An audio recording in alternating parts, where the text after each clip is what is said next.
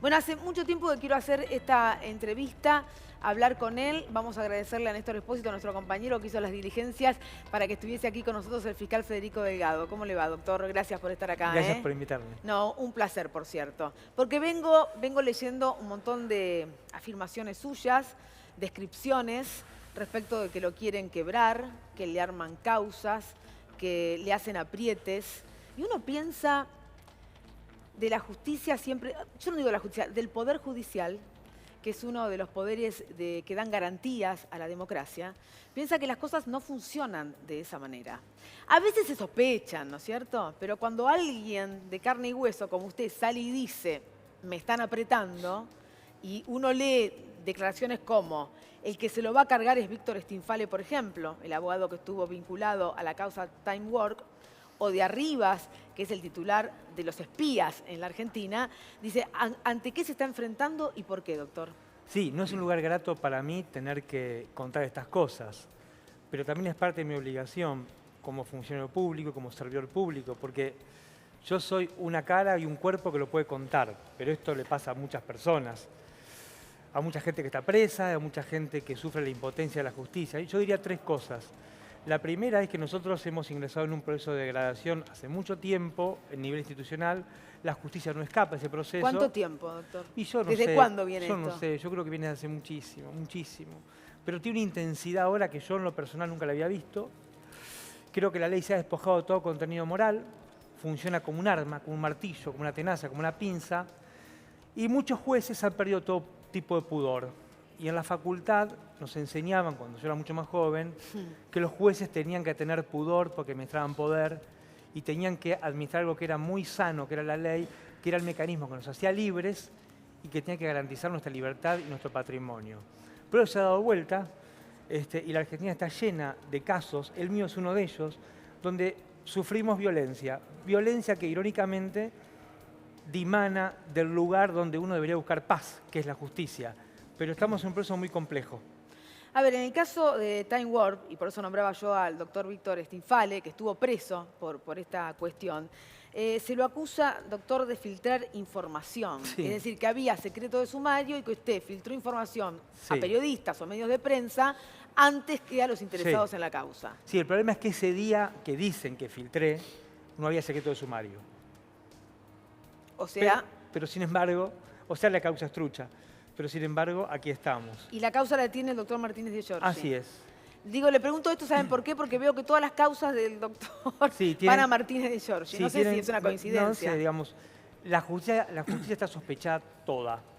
Y así como se sospecha de la justicia, se sospecha de los sorteos, se sospecha de todo, ¿no? Tenemos un poder judicial que sufre, yo creo que es la peor patología de todas, porque el único capital que tiene un juez es su palabra, que le crean. Lo importante de un juez es que las personas le crean. Y la Argentina ingresó en un proceso, lamentablemente, en el que la palabra de los jueces se ha degradado. Y cuando un juez dice blanco, decimos, uy, dijo blanco, ¿por qué dijo blanco? Uy, dijo negro, ¿por qué dijo negro?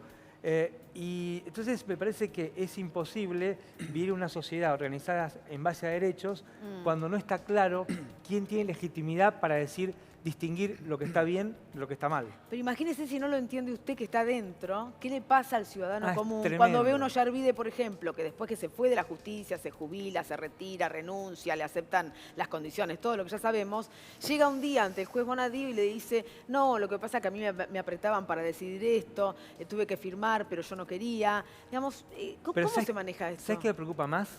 Que lo de Ollarvide es tremendo, porque el juez reconoce que su voluntad estuvo viciada cuando tuvo que fallar. Sí. Pero lo que más me preocupa es que ninguno de los organismos de control que están creados por la Constitución para controlar y para investigar por qué esas cosas Consejo pasen, de la Magistratura. no hacen absolutamente nada. Y a mí a veces me preocupa más que los violentos, más que los que ejercen el poder mal, más que los que se aprovechan de la posición de poder, a veces es la neutralidad de los actores institucionales que tendrían que hacer cosas. Porque la historia argentina está llena de neutrales que permitieron que se genere una ancha avenida por la que después nos pasaron las cosas peores.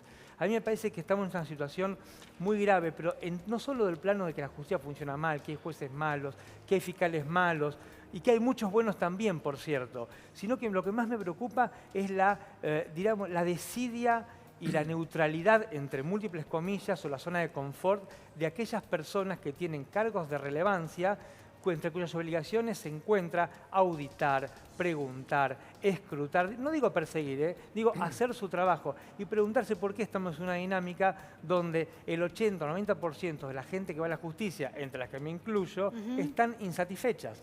Desde el tipo que reclama un contrato de alquiler, desde aquel que lo echaron del trabajo, o ni hablar el que denuncia un caso de corrupción. Entonces me parece que es mucho más preocupante que el caso de Delgado por Arribas, que el caso de Delgado por Martínez de Giorgi. Yo vengo a hacer una pequeña hormiguita, no solo por mi color, sino una pequeña hormiguita dentro de un gran hormiguero donde... Pero doctor, yo le preguntaba, entiendo lo que usted me dice, Sí. pero es preocupante la situación, porque yo no sé si hoy estamos inmersos en justicia o en venganza. No, yo escribí un libro llamado Injusticia, precisamente, porque me parece que reflejaba la situación que estamos viviendo. Yo creo que hay una No lo trajo, ¿no? No lo traje. Si no lo mostrábamos. Creo que hay una mezcla de venganza, hay una mezcla de irresponsabilidad, hay una mezcla de corrupción, hay una mezcla de usar la justicia para cualquier cosa menos para hacer justicia, y que todo eso se puede englobar en injusticia, en venganza, en cualquier cosa menos en el gobierno de la ley, que es precisamente el lenguaje de la democracia. Por eso insisto tanto en que me preocupa la ausencia de compromiso colectivo de la comunidad en su conjunto, pero de la comunidad institucional en particular, porque la gente tiene muchos problemas. ¿Cree que estamos perdiendo el Estado de Derecho en la Argentina? Y yo creo que estamos al límite, estamos en un sistema básicamente donde destilamos violencia por muchos poros, y el Estado argentino destila violencia institucional. Basta ir a las cárceles y ver las condiciones en las que muchas personas esperan un juicio, que están invisibilizados, que pues no tienen la suerte que tengo yo de que vos me invites acá y por contarlo. Me parece que estamos en un lugar donde una justicia que cosifica, y una justicia que cosifica, que disciplina o que castiga ilegalmente está más cerca de una dictadura que un Estado de Derecho. Allí nuestro compañero Néstor tiene detalles sobre Time Warp, que es la que yo le estaba preguntando al doctor Delgado. Después le quiero preguntar por otras causas, por ejemplo sobre Arribas, Gustavo Arribas, el jefe de la AFI. Pero vamos, Néstor. En Time Warp, justamente hoy, la Cámara Federal confirmó el llamado a indagatoria. El fiscal Delgado había presentado una nulidad contra el llamado a indagatoria del juez Marcelo Martínez de Giorgi. Hoy la Cámara Federal no hizo lugar a esa nulidad, con lo cual lo próximo que se le viene, y aprovecho para preguntárselo, es que va a tener que ir a declarar en indagatoria. Es muy probable que tenga que ir a declarar por una causa trucha, una causa en la que no me pude defender y que me tenga que defender de una mentira. Lo que más me preocupa... ¿Por qué no además, se pudo defender, doctor? Porque nadie escucha, porque la justicia argentina entró en una dinámica en la que cualquier cosa que alguien plantea, se dice, bueno, esto es relevante, pero vamos a analizar después. Entramos en una dinámica que yo describo como el eterno durante. Los juicios se prolongan y los jueces nunca dicen correcto, incorrecto, blanco o negro, que es su trabajo. Los jueces lo que hacen es utilizar los mecanismos procesales para prolongar indefinidamente los procesos, porque el fin no es hacer justicia, sino que de algún modo es someter, en el sentido más puro del término, a las personas que están dentro Pero del no solo en conflicto. primera instancia, porque las cámaras Absolutamente. suelen ratificar lo hecho. Se ha perdido el pudor y se ha perdido el apego a la ley en todas las instancias. Digamos, sería injusto e impropio hablar de la primera instancia, de la segunda instancia. Hay excepciones, porque no quiero generalizar porque no es bueno. Pero hay una dinámica que se inscribe en eso, y eso lo pueden palpar ustedes leyendo los diarios, preguntando. Uno se ¿Y para en cómo se va a cualquier esquina. defender? No lo sé. Ahora, doctor, discúlpeme, usted ha publicado un libro, Acá está el libro, mira, lo mostramos. Me lo trajeron, mira, cámara 2, acá. Ha publicado artículos, está ahora en los medios contando esto. Digo, ¿rompió una cierta omertá? Digo, ¿violó algún código al contar cosas que pasan, que todos saben que pasa, pero que estaban bajo un secreto armado en un acuerdo tácito entre jueces, fiscales, funcionarios? Nadie hablaba de esto que usted ahora habla. ¿Le están pasando factura por haber hablado? Es probable que un poco sea el libro por haber cumplido con mi deber de señalar lo que estaba mal y también contar lo que estaba bien. También me parece que al poder nunca le gusta que lo investiguen. Nosotros hemos investigado en los últimos 2 años al poder instituido, al gobierno actual. Y después, la verdad que no lo sé, porque además yo, salvo el apoyo de mis colegas fiscales, después estoy viviendo este proceso junto a mis compañeros de trabajo en un clima de absoluta soledad. es claramente un proceso que tiende a quebrar mi Discúlpeme. subjetividad, perdón, Néstor, y a través de la mía, las de mis compañeros de trabajo. ¿Qué significa absoluta soledad? ¿Qué, no lo saludan? ¿No le dan No, digamos, mis compañeros fiscales me apoyaron, pero uno espera a veces que el organismo al que pertenece, ante una denuncia manifiesta de ilegalidad por una persona que el delito que cometió fue haber cumplido con su trabajo, en esto coinciden todos, me parece que corresponde, no por mí, sino por la institución y por los intereses que la institución representa, algún tipo de compromiso un poco más fuerte del Ministerio Público Fiscal. Pero es mi opinión. Yo quiero contar algo para que Sí. se vaya con una novedad. Es muy probable que mañana haya una denuncia contra los funcionarios que supuestamente lo están apretando, una denuncia que va a ser una fundación ante la Cámara Federal diciendo justamente esto, que están presionando al fiscal Federico Delgado para obtener de él... ¿Sobre qué funcionarios, Néstor? Sobre el presidente de la Nación, sobre Arribas, sobre Pepín Rodríguez Simón, que es uno de los operadores del gobierno en el Poder Judicial, y estimo yo que también sobre la línea del Ministerio de Justicia. Pero me parece que lo que hay que Importante hacer, eso. además, Néstor, es, más allá de esas reacciones que yo las valoro si es que son para acompañarme, tiene que ver con discutir una vez por todas por qué la justicia no funciona para hacer justicia, funciona para apretar, para escarmentar, para hacer negocios, para mentir. Esa me parece que es la cuestión gordiana, ese es el nudo gordiano que hay que resolver, porque no podemos vivir como comunidad organizada en base a derechos con un sistema judicial al que no solo no le cree nadie, sino que ahora, además de tener descrédito, se dedica a hacer cosas que son exactamente lo contrario a aquello a lo que fue diseñado. ¿Nunca le pasó esto hasta ahora? No, y eso que yo siempre tuve problemas con los oficialismos. Porque usted siempre investiga al a oficialismo. ningún por eso le oficialismo pregunto. le gusta que lo investiguen, eso No. está claro. Pero anteriormente no hubo aprietes. Tuve problemas, claramente, nunca a esta intensidad. A ver, Jamás. porque quiero contar que Gustavo Arribas, estábamos hablando del titular del AFI, usted le tomó declaración a Leonardo Meireles, el caso Odebrecht, para ubicarlo, y se hablaba allí de un supuesto pago de coimas por $850.000 por el soterramiento del Sarmiento. Después viene el falso testimonio del que se acusa, pero ¿usted está involucrado en el tema por qué? ¿Por haberle tomado esa declaración? Es tremendo, es por eso. Y nosotros tenemos que trabajar... ¿Bajo qué argumento, doctor? Explíqueme No, porque no entiendo. ninguno, no hay argumento, no hay argumento. Es un enojo del Poder Ejecutivo porque un arrepentido brasileño dijo para Involucra a Argentina Rivas. lo que está diciendo en todas partes del mundo. Digamos, ese es el argumento, no hay argumento jurídico. Pero imagínense lo que es para nosotros, para mí, para el fiscal Rodríguez, tener que seguir con el caso Odebrecht con este tipo de amenazas que no son moco de pavo, digamos. Es un funcionario muy alto del Poder Ejecutivo motorizando una querella que, esto quiero decirlo, tanto en el caso Time Warp como en el caso Arribas, fueron desestimadas las acusaciones por el Ministerio Público. Pero en la Argentina, por un rasgo de penetración brutal del neoliberalismo, la acción penal pública, que de 1789 en adelante es la venganza del Estado con respecto a los delitos que se cometen, acá está privatizada. Y cualquier particular puede sustituir al Ministerio Público Fiscal. Esto no pasa en ninguna parte de Occidente y no soy un experto en Oriente, pero me costaría encontrar un ejemplo. Digamos, estamos en una situación grave y me interesa decir, no es tan importante Delgado, Rodríguez o quien fuere. Acá el tema es que están nuestras libertades, nuestros derechos, nuestra calidad de vida está en juego e insisto, lo que me preocupa es que el proceso de degradación avanza, se acentúa, se agudiza y aquellas personas que están llamadas a hacer las acciones que prevé la propia ley miran para otro lado. El otro tema tiene que ver con Corcho Rodríguez, el empresario Jorge Corcho Rodríguez, donde se lo acusa de abuso de autoridad.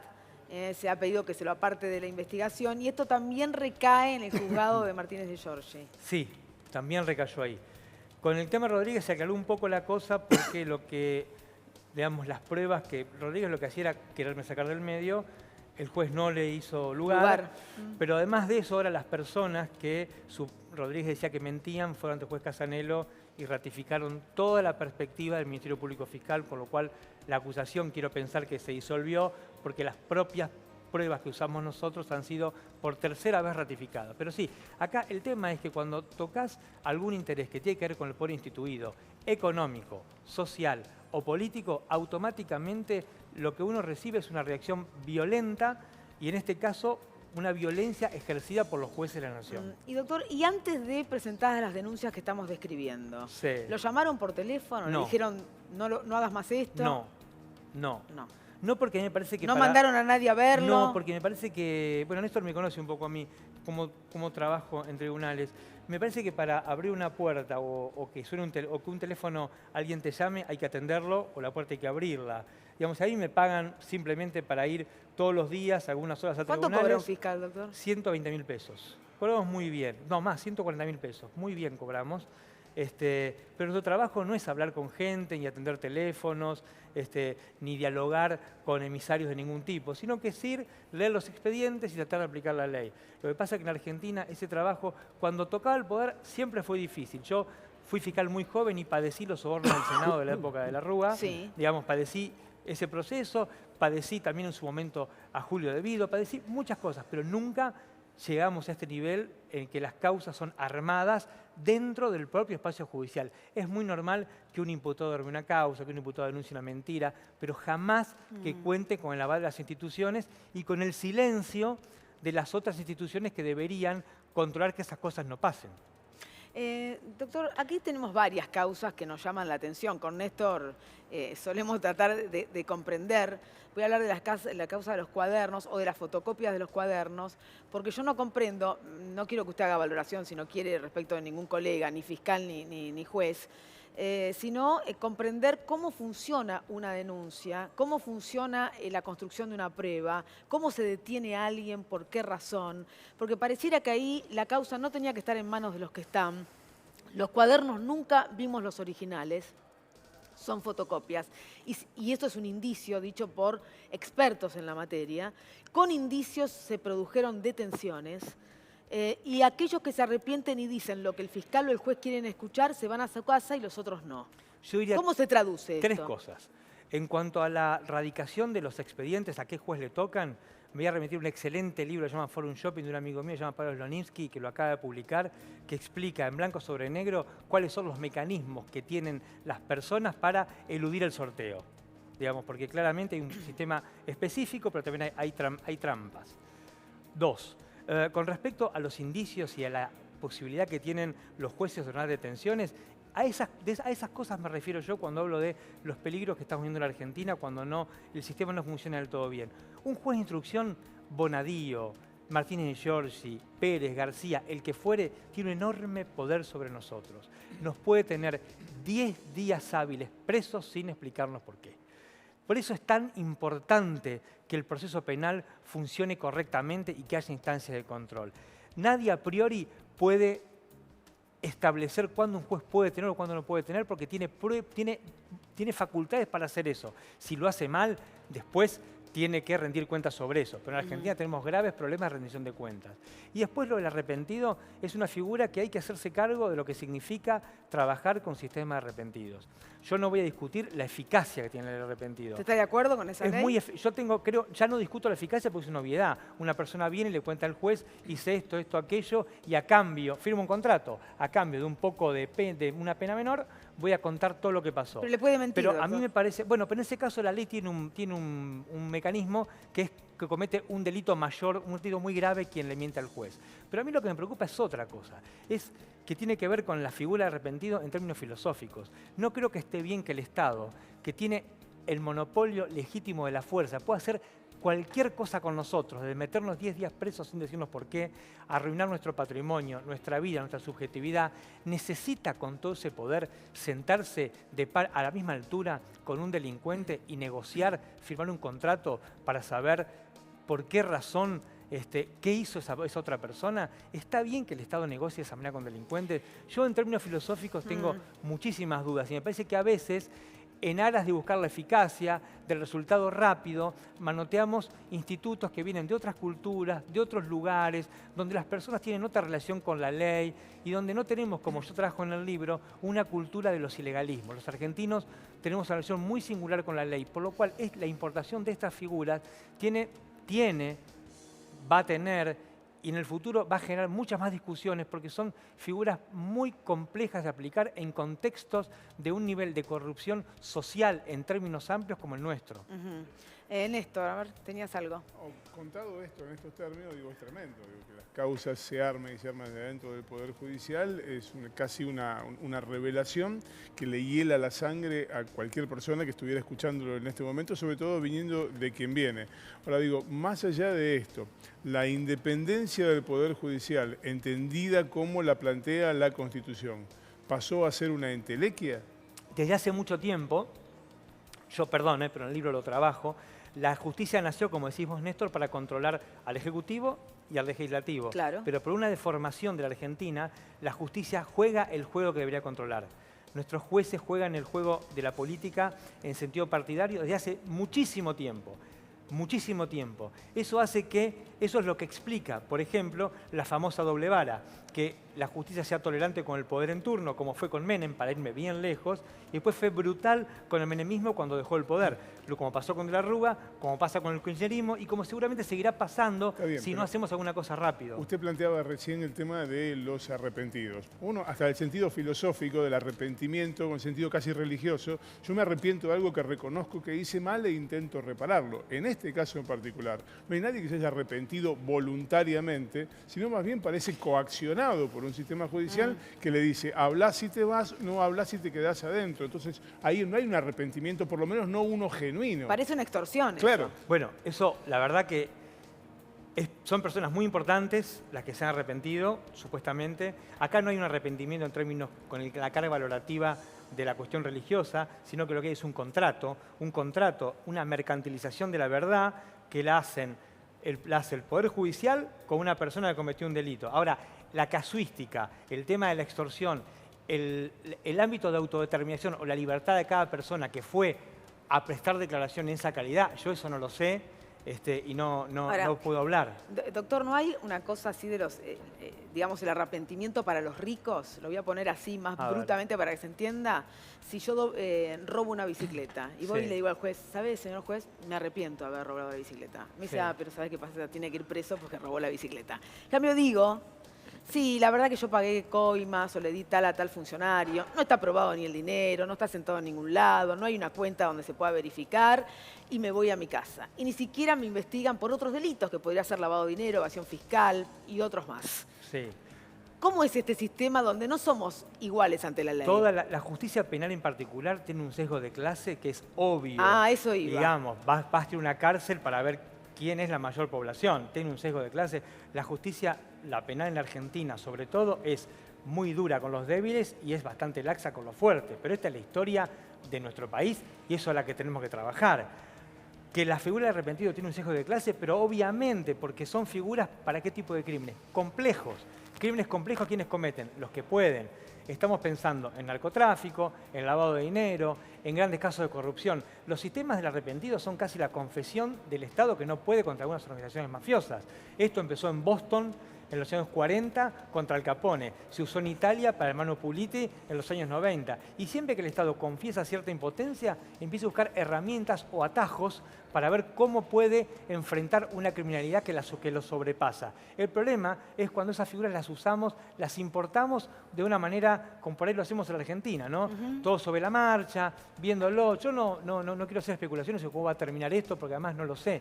Pero me hacen, por formación filosófica, me hacen mucho ruido este tipo de institutos, como puede ser la cuestión de sacar los bienes antes de que haya sentencia, la extinción de dominio, todo este tipo de cosas, porque no son cosas que están en nuestra Constitución, nosotros pensamos otra historia y a veces es mejor cumplir lo que tenemos que no cumplir a medias lo que tenemos y tratar de importar y meter parche a otro lugar. ¿Y qué opina del teorema Irursun en el sentido de, bueno, alguien queda preso no porque existe peligro de fuga, no porque puede realmente entorpecer la investigación, sino porque hay un efecto residual del poder que alguna vez tuvo, de alguna conexión, que a veces yo no entiendo para quiénes. Para algunos se pone en práctica y para otros no. Uno puede pensar, por ejemplo, no sé, el primo del presidente de la Nación.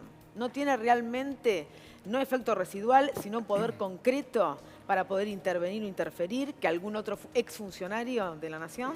Yo no tengo detalles para hablar de causas en concreto. No, pero hablo de los ejemplos de los poderes, ¿no? La prisión preventiva me parece una herramienta peligrosísima, porque la prisión preventiva no es como a un embargo. Cuando un tipo le da un cheque sin fondo, se le embarga la cuenta de un banco para que no la vacíe y haga frente a esa deuda. La prisión preventiva es algo excepcional, tiene que ser limitada. Pero en la Argentina no pareciera eso, por eso. No, claro que no. Pero porque la ley dejó de funcionar como un mecanismo lleno o envuelto en moral y en ética para solucionar conflictos o fundar libertad y se usa como un arma. Claro que no, la prisión preventiva funciona como una pena anticipada. Lo que pasa es que eso se hizo visible hace un tiempo relativamente breve, pero el proceso viene de por lo menos hace 10 años. Hay que tener mucho cuidado con la prisión preventiva.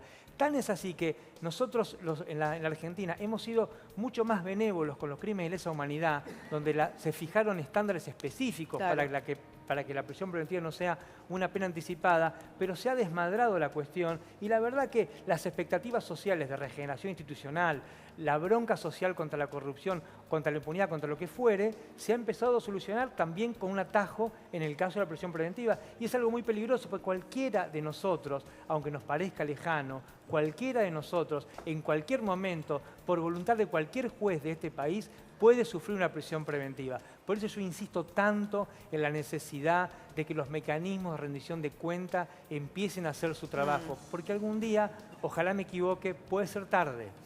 ¿En cuánto le pesa a un fiscal o a un juez que un medio de comunicación en tapa diga fulano de tal debiera estar preso, o que en la televisión haya periodistas que recen fulano o fulana de tal es chorro o chorra, es de una asociación ilícita, ¿por qué no está preso? ¿Qué hacen los fiscales? ¿Qué hacen los jueces? ¿Cuándo va a estar fulano preso? No debería pesar nunca, pero pesa. ¿Y por qué pesa? No debería pesar nunca, pero tenemos una institucionalidad tan, pero tan débil, tan, pero tan porosa a intereses particulares, que es lo que estamos diciendo en este rato que estamos conversando, que al final la capacidad de resistir o de abstraerse del ruido que hay en la sociedad civil a través de los medios de comunicación frente a un caso judicial descansa en la paz o la seguridad que tenga cada funcionario. Y eso está mal, porque los medios de comunicación son actores relevantes del sistema institucional y del judicial en particular. Eso también lo trajo en el libro. Esto es claro y ya no se puede discutir y es así en todo Occidente. Lo que pasa es que eso solamente se puede de algún modo equilibrar o se puede resistir, como decís vos, con instituciones fuertes y sanas. En la Argentina, que no tenemos ni instituciones ni fuertes ni sanas, todo se reduce al azar. Si toca un funcionario probo que es capaz de resistir eso o que no tiene, como se dice vulgarmente, un muerto en el placar, no va a haber problemas. Ahora, la gente que es más vulnerable es posible que reaccione de una manera que no sea del todo ortodoxa frente a un estímulo de esa naturaleza. ¿Pensó en algún momento, teniendo en cuenta que usted puede recibir algunos apoyos, pero quizás no lo que institucionalmente corresponde a su labor, abandonarla, renunciar, irse? Sí, a mí me parece que yo tuve una responsabilidad y hay peleas que hay que dar hasta el final, pero tampoco hay que ser un necio. Y las peleas a veces se vuelven demasiado asimétricas. Digamos, una cosa es una pelea cuando uno... Yo tengo mucha cultura deportiva. Y una cosa es cuando uno sabe que el partido lo puede dar vuelta, que el rival va a bajar el nivel, que uno puede de alguna manera equilibrarlo. Pero a mí me parece que, al menos en mi caso, yo creo que quizá cumplí la función histórica, que es la de poner, como decía Néstor, estas cosas, plantearlas, dejarlas escritas, a veces implorar que se genere una discusión pública sobre eso, pero el desgaste en términos corporales y también sostener estructuras de trabajo en un nivel de semejante violencia institucional y de tanta asimetría, no me estoy victimizando, estoy describiendo. Es bastante complicado. ¿Tiene ganas de irse? Sí, la verdad que hace 3 o 4 meses tú dices, che, que no, pero ahora sí, me parece que sí, porque no sé si vale la pena semejante esfuerzo cuando no se ve ningún tipo de escenario relevante que permita plantear una salida en la que el esfuerzo valga la pena. Lo que yo siento es que a veces como un loco hablando en una plaza donde nadie escucha, los que escuchan no hacen caso, otros son indiferentes y otros se burlan. Lo que hice hasta acá lo hice de manera honesta, lo hice de manera muy sacrificada, lo hice con lo mejor de mí, a veces bien, a veces mal, pero siempre con una honestidad brutal. Pero no sé si hay espacio para eso actualmente, es la verdad. Y esto puede decirlo pronto, por lo que me está diciendo. Y uno nunca sabe cuándo toma las decisiones, ¿no? A veces vienen los momentos. Pero la verdad que sí, son Está son épocas cerquita el bravas, momento, por lo que épocas me dice bravas. Néstor. No, está dejando un título. Sí, muy importante. Está dejando un título. Importante título le sacamos a Federico Delgado, ¿viste? No, pero hemos hablado en otros reportajes. Sí, es cierto, pero lo que pasa es que esta cuestión es cierto, hace 3 o 4 meses lo hemos hablado y está bastante más lejana esta posibilidad, esta suerte de inminencia, dicho con muchas comillas. Es que inminencia no hay porque otro trabajo no tengo y millonario no soy, tengo que trabajar. Pero lo que a veces asfixia un poquito son los contextos. A veces lo que cansa son los contextos. No es algo en particular, es algo y es todo, ¿viste? Es la sensación de que todos los días te aumenta la línea de agua un poquito más. Y la verdad que cuando eso se produce en un momento, y cuando se produce y vos ves que no hay reacción al costado, más que algún saludo ocasional o algún apoyo institucional fuerte de tus colegas, pero que no trasciende de eso, es como que también hay que darse cuenta que hay momentos en la vida que los ciclos por ahí se cumplen. Claro. O que hay otra historia, como Exacto, decimos o que hay aquí. otra historia. Siempre hay otra historia. Siempre hay otra historia. Doctor Porque Delgado, la realidad no para de improvisar felizmente. Claro, gracias por la visita, gracias. Voy a leer todo el libro que nos trajo el doctor Delgado. Estoy ahí en el 2, otra vez lo muestro. ¿Está? ¿Se ve en el 2? Ahí estamos, ahí estamos. Ahí está, Injusticia. Interesante. El jueves, de paso, le cuento, quizá le interese ir, se va a hacer en el aula magna de la Facultad de Derecho, Bien una clase abierta. Bien la facultad los afiches. Y una clase abierta importante, van a estar el doctor Veraldi, el doctor Germanos, el doctor Rusconi, que de paso le mando un saludo enorme porque falleció su mamá. Así que le mando un abrazo al doctor Rusconi, que está pasando por un momento especial en lo personal. Pero quizás sea interesante que pueda participar, doctor, porque lo que se va a hablar es del Estado de Derecho. Sí, sí, Si vi estamos los o no afiches. perdiendo ese Estado de Derecho. Tenemos que cuidarlo todos. Es de todos, pero hay que escuchar a los que son parte, ¿no? Absolutamente. Gracias, muy amable por su ustedes. testimonio. Realmente ha sido muy enriquecedor. Muchas gracias. Y avísenos cuando se vaya. Así tenemos la exclusiva. De paso se la mangueo, Néstor. Bueno, tenemos que hacer una pausa, no hay otra historia. Enseguida, cuando regresemos, te cuento que vamos a estar con Raúl Aragón. Encuesta, datos, expectativas, cómo lo estás viviendo. ¿Sabes por qué? Porque hay otra historia. Dale, vamos. Y la voz de la gente se oirá siempre. Inútil es matar, la muerte prueba que